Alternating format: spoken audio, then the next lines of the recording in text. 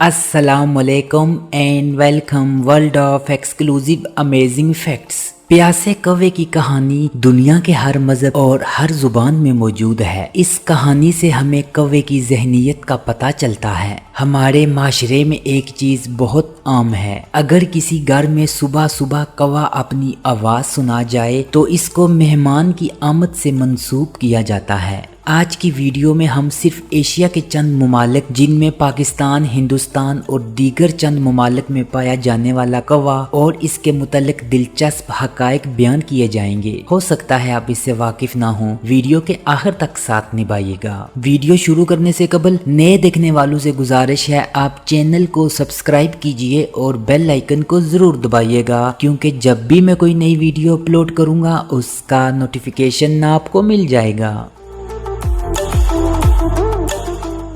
कौवों की चालाकी और होशियारी के किस्से तो आम हैं, लेकिन अब साइंसदानों का कहना है करख्त आवाज वाला ये काला परिंदा सिर्फ चालाक ही नहीं बल्कि इंतहाई ज़हीन है और अक्लमंदाना सलाहियतों से भरा हुआ है। इसकी यादाश्त बहुत तेज है और सोच समझ कर कदम उठाता है, इसीलिए इसे पकड़ना या इसे निशाना लगाना बहुत दुश्वार और कठिन तरीन काम है। इसका शुमार दुनिया के तेज तरीन और चालाक परिंदों में किया जाता है। इंसान को सबसे पहले दफनाने का तरीका कौवे ने सिखाया था। जब काबेल ने हाबेल का कत्ल किया तो एक कौवा दूसरे मुर्दा कौवे को दफनाने के लिए गरा खोद रहा था। तब काबेल को समझ आया कि मुर्दे दफनाए जा सकते हैं। कौवे की मादा अंडे छुप कर देती है, आप में से किसी ने नहीं देखा होगा। फिर पूरी कौम मिलकर इन अंडों की हिफाजत करती है। अगर कोई इंसान गलती से कौवे के अंडे को तोड़ दे तो बहुत सारे कौवे आसमान पर सर उठा लेते हैं। कौवे में कौम परस्ती बहुत है, ये एक दूसरे पर जान दे देते हैं। अगर किसी और जिन्स का परिंदा जैसे अकाब इन पर हमला आवर हो तो सब मिलकर इसको भगा देते हैं। कौवे इंसान को फौरन पहचान लेते हैं। अगर कोई इंसान किसी कौवे को तंग करे तो वो दुश्मन के सर पर ठोंगे मारता है। प्यासे कौवे की कहानी तो सदियों से तकरीबन हर माशरे में पढ़ी और सुनी जा रही है। कुछ अरसा कबल तक साइंसदानों ने इस कहानी की हकीकत जांचने के लिए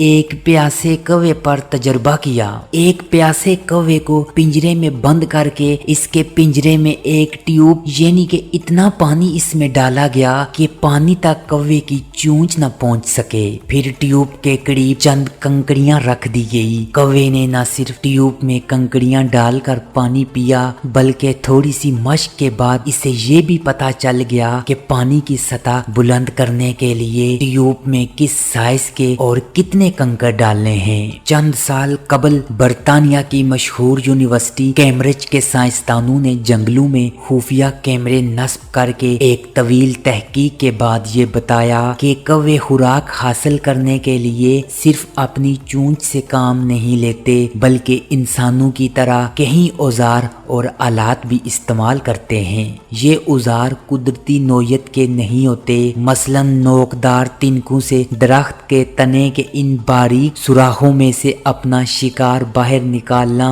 जहां इसकी चूंच नहीं पहुंच सकती। इसी तरह पतली शाख का कोना तराश कर चीजों को चीरने और काटने के लिए चाकू जैसा नोकदार आला बनाना भी शामिल है। ये भी पता चला कि कोई ऐसी चीज मसलन अखरोट, बादाम या ऐसा कोई सख्त छाल वाला कोई फल जिसे वो अपनी चूंच में दबाकर तोड़ न सके, वो इसे सड़क पर फेंक कर करीबी दरख्त पर इंतजार करने बैठ जाता है। जब कोई गाड़ी का पहिया इस पर से गुजरेगा तो वो टूट जाएगा, इसे वो आसानी से खा लेगा।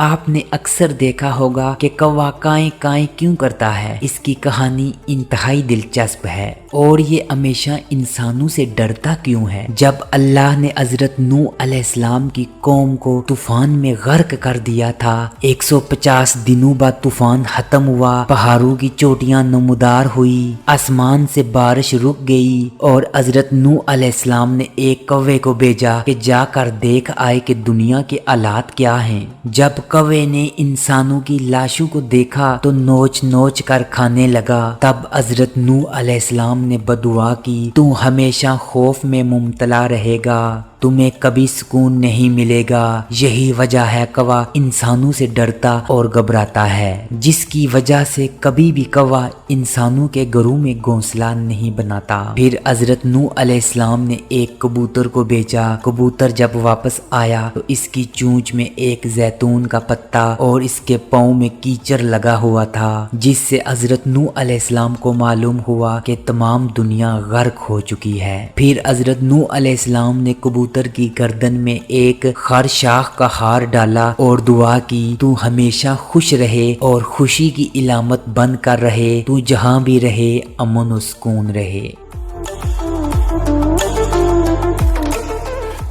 جی تو ویورز، کیسی لگی آج کی ویڈیو؟ آپ سے ہوگی ملاقات اگلی ویڈیو میں، تب تک کے لیے مجھے دیجیے گا اجازت۔ اللہ نگہبان۔